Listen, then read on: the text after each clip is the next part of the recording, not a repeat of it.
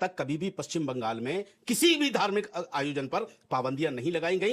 दुर्गा विसर्जन के ऊपर ममता बनर्जी ने शुक्रवार को पाबंदी लगाई थी। झूठ मत बोलिए, बार बार आपके झूठ को चेक करूंगा, चेक कर लीजिए वापस से। झूठ मत बोलिए। क्या क्या चेक करोगे? भी हम चेक करवाने पे आ जाएंगे तो उठ के भाग जाइएगा। हम अगर चेक करवाने समय बदल गया, थोड़ा देर शांत रहो। समय बदल गया, कांग्रेस आएगी, समाजवादी आएगी तो गुंडागर्दी करेंगे, फिर से वही मारपीट करेंगे, फिर से सड़कों पर कब्जा करेंगे, फिर से एक नया पैदा करेंगे, फिर से मुख्तार पैदा करेंगे, फिर से अफजल गुरु पैदा करेंगे, फिर से याकूब मेमन। अभी समय बदल गया, अभी थोड़ा जनसंख्या नियंत्रण, समय बदला अंजना जी, समय बदला, वरना यही योगी आदित्यनाथ पार्लियामेंट में रो रहे थे। समय की बात है, ये सिर्फ समय की बात है, ये समय की बात है भाई, महंत को, ये समय की बात है। छोड़ो ना यार, को आप वापस से पारित कर रहे हैं। ये इनकी सोच है, ये उस समय का इंतजार कर रहे हैं जब जनसंख्या बढ़ जाए और महंत को रुलाए। पार्लियामेंट में वाली सोच है आपकी।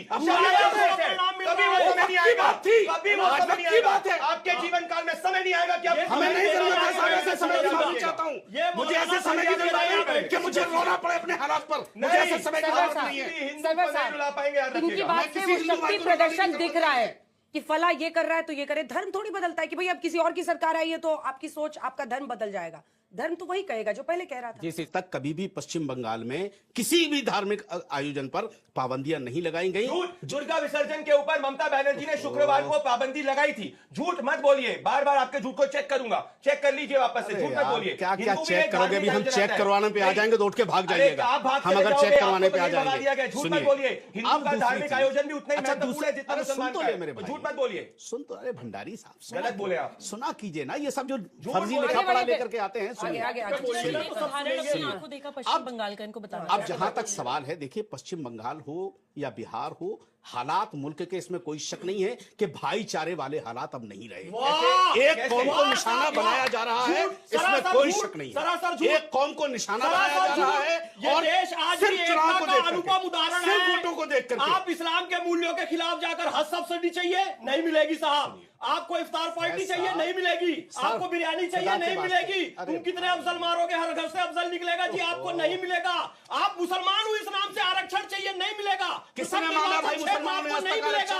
कब आप मांग रहे हैं, मुसलमानों ने कब मांगा? बताओ तो, खराब हो गया है। बताओ तो। देखो, राजनेताओं, अंजना जी राजनेताओं के एक वर्ग ने मुसलमानों को बिगाड़ा है और राजनेताओं का एक वर्ग मुसलमानों को सुधार रहा है। जब वो मीठी मीठी बात करते थे तब उन पे आपत्ति नहीं करते थे। भाई हज की सब्सिडी क्यों दे रहे हो, इनकार क्यों करवा रहे हो? सुनो मेरी बात। अरे आप समाजवादी पार्टी के बिके हुए लोगों, कांग्रेस ने पैसा देने के लिए आप लोगों को बुलवाया है। राष्ट्रीय जनता दल का पैसा खाता रहा है, आपने मुसलमानों को बिगाड़ा है। और आज कोई मुसलमान बिगड़ा हुआ, तुम जैसे मुसलमान बिगड़े हैं जो वहां बैठे हैं। बड़ी दिक्कत हो रही है, देश का माहौल खराब हो गया। आदमी को अपनी हद में क्यों नहीं खिला रहा, देश का माहौल खराब हो गया। अरे इमामों को सैलरी मुसलमान देगा कि सरकार देगी?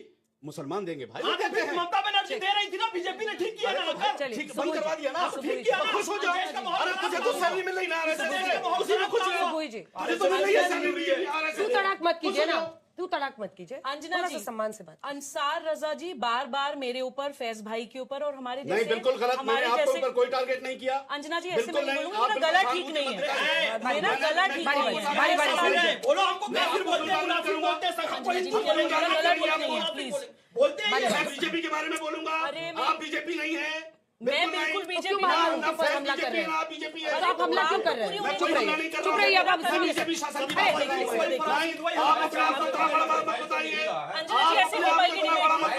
भाजपा को फैज तो मिल रहा है। अंजना जी ऐसे हो पाएगी। अच्छा चुप हो जाइए, चुप हो जाइए, कह लीजिएगा चुप होने का। धन्यवाद जी। आपने क्या बोला? बारी।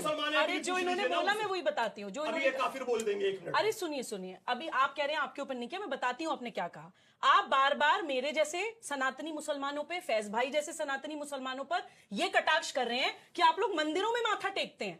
आप लोग जैसे जो मुस्लिम बच्चों को ये बहलाते हैं ना, वर्गलाते हैं ना, सबसे बड़े इबलीस हैं आप। अल्लाह ताला ने जब इंसान बनाया था ना तो सारे फरिश्तों को बुलाया था और कहा था इसके सामने सजदा करो। वही अहम ब्रह्मास्मि और तत्वमसी, वही आत्मा और परमात्मा। इब्लीस हैं आप लोग। जिस फरिश्ते ने रिफ्यूज कर दिया था कि नहीं अल्लाह ताला मैं आपके अलावा किसी के आगे सजदा नहीं करूंगा, उस फरिश्ते के अहंकार के कारण अल्लाह ताला ने उसको इब्लीस बना दिया था। आप सब लोग इब्लीस हैं जो मुसलमान बच्चों को ये कहते हैं कि कहीं सजदा मत करो। ये इस्लाम की और ये अल्लाह पे बिलीफ की इंतहा है कि हमें हर जगह खुदा दिखाई देता है, हमें हर जगह अल्लाह दिखाई देता है, हमें हर भगवान में, हर परमात्मा में खुदा दिखाई देता है, हर ग्रंथ में कुरान दिखाई देता है। ये है हमारा ईमान। और आप लोग इब्लीस हैं, आप लोग मुनाफिक हैं, आप लोग मुसलमान बच्चों को भड़काते हैं। हम किसी पार्टी को बिलोंग नहीं करते हैं। गुरुद्वारा आपकी अपनी मर्जी है, आपके कहाँ माथे टेकना है, हमें जहाँ आप दिखाई देगा सिर्फ एक लाइन, जल्दी खत्म कीजिए। कोई लड़ाई नहीं, सिर्फ एक लाइन। अरे मैं अपनी कौम के बच्चों के लिए एक लाइन बोलना चाहती हूँ, आपसे नहीं बात कर रही हूँ मैं। सिर्फ अपनी कौम के बच्चों को एक बात बोलना चाहती हूँ। कोई हिंदू ना मुसलमान नजर आता है, मुझे हर शख्स में इंसान नजर आता है। जिसका धर्म से ताल्लुक है करीबी, उसको वेदों में भी कुरान नजर आता है। वो आपकी अपनी सोच है, आपकी अपनी सोच है, उनकी सोच है भाई। वो अच्छे मुसलमान है कि नहीं? हम उसमें कोई जांच नहीं करेंगे। हम सिर्फ इतना बैठे हैं कटाक्षी कर हम रहे इतना हैं। जानते हैं कि हम सिर्फ अपने रब के आगे सजदा करते हैं, वो भी नमाज में, इसके अलावा नहीं। हाँ, तो आप क्या इब्लीस है, समझती मान हो? लीजिए। वो आपकी अपनी आप सोच है इब्लीस भाई। है, मान लीजिए। वो ठीक आपके है, जैसे लोगों वो को आप अल्लाह इब्लीस ताला है, ने हम खुद इब्लीस है, बना वो दिया था। आप अरे वो अपनी ठीक है, हरकतों से concluding जन्नत से निकाला गया, ये जो हरकत करती है जन्नत में जा नहीं सकता। एक एक करके जल्दी जल्दी। एक चीज फैक्चुअली इब्लीस है ये। किसी के फेथ को कोई दूसरा आदमी डिफाइन करे, मैं समझता हूँ ये तो उसके दिल में आप इसका मतलब दाखिल हो रहे हैं। भाई फेथ तो हमारे अंदर का है ना, हम किसको मानते हैं किसको नहीं मानते। मैं मुसलमान की बात करें और मनमोहन सिंह कहे कि मुसलमान टोटल रिसोर्सेज पे नहीं इसी होने के साथ देंगे। हल्ला वो दिन बोल में गए। इतना